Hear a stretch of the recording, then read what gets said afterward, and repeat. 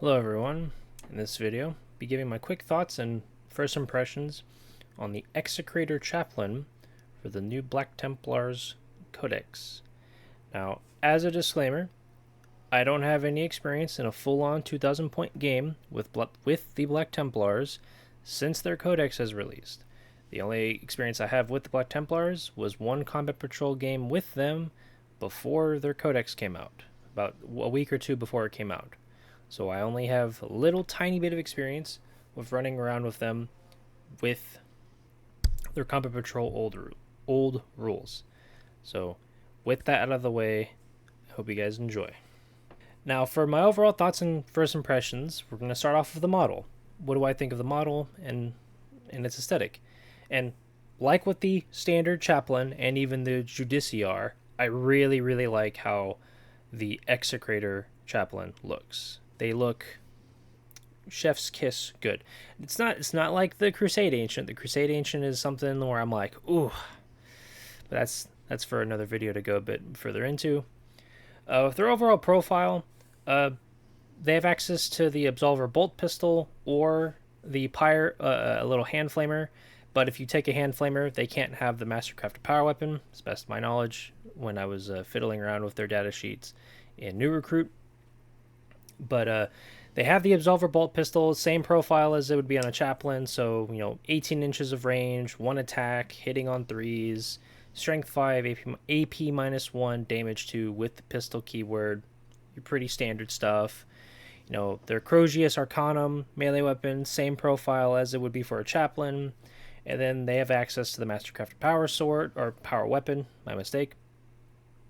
And it's the same profile as it would be for the Sword Brethren in Black Templars, with the addition of having the extra attacks keyword, allowing a Execrator chaplain to really put the hurt in while in melee with these two options. And if I had to throw my 2 cents in on the ring, I'm not an experienced Black Templars player, but I can look at the status sheet and I would go, I think the loadout you'd maybe want to take with the war gear would be the Absolver bolt pistol with the Crozius Arcanum and Mastercrafted power weapon. I think, especially since given its abilities, you want this model plus whatever unit it's with to get into melee. And then its profile, like the movement, toughness, save, all that, same as a chaplain, same toughness, same movement, same wound, same save, same invuln. So all that is well and good. But then we move on to the abilities. Now, Remorseless Persecution. Now, while this model is leading a unit, that unit is eligible to declare a charge in a turn in which it advanced. That is not a bad ability. Not bad by any means, very useful, can allow you to take Crusader squads, Sword Brethren, and really just, go, right? And to that end, forgot to mention, Execrator chaplains can lead Crusader squads and Sword Brethren, and they can be paired with Crusade Ancients. But that first ability, Remorseless Persecution, not a bad ability by any means.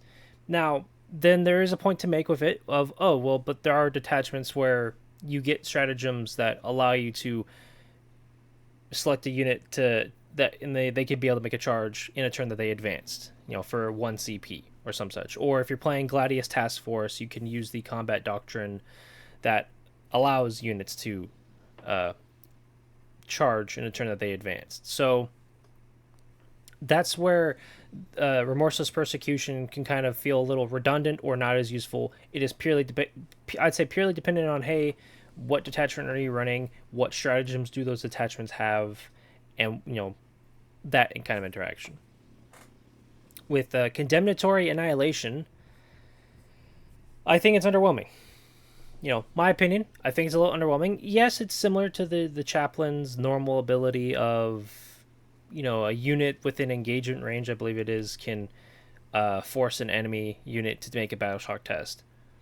It is similar to that in nature, but the big kicker is, your unit effectively needs to kill another enemy unit, and then you can pick, and then, hey, each enemy unit within 6 inches of the Execrator themselves, they have to take a Battleshock test.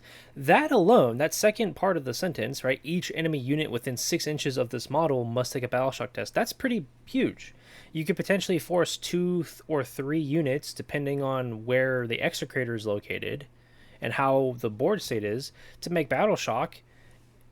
And if they fail it, cool. That's up to 3 units of guys who now don't have any OC and can't be targeted with stratagems. That's substantial. It's just, hey, whatever is being led by the Execrator or the Execrator themselves, they need to fully kill something.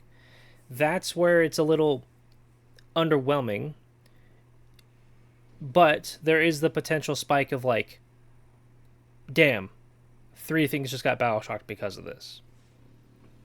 So I still think it's underwhelming, though there is like that potential of like, something super big happening. It's very situational to that extent. It's it's underwhelming and niche, but has the potential to be impactful. But with that, that's my quick thoughts, first impressions on the Execrator Chaplain. Feel free to comment down below what your thoughts are on it. Whether you love its model or you don't like it, or you have like some like, man, I wish stock without kit bashing and whatever, it looked more extreme or less extreme. Feel free to let me know that down in the comments. If you've used the Execrator Chaplain, or you fought someone who plays Black Templars and they use the Execrator Chaplain, what kind of experiences have you had dealing with them or playing with them? Have they been good experiences? Have they been bad experiences? Are there some things you've noticed where it's like, that could be different, or something like with a balanced data slate could maybe sure up a little bit. Feel free to let me know in the comment section about that. Let me know if you'd like to see more content like this in the future. And to that end, liking and subscribing does go a long way to help gauge that interest. But with that, guys, I hope you're having a great time wherever you find yourself, whether you're at work, you're at school, on your way home from work or school, or you're just at home chilling. I hope you guys are having a good time. And if not, well, I hope things can get better and turn around for you. But until the next time, guys, I'll see you next time. Peace.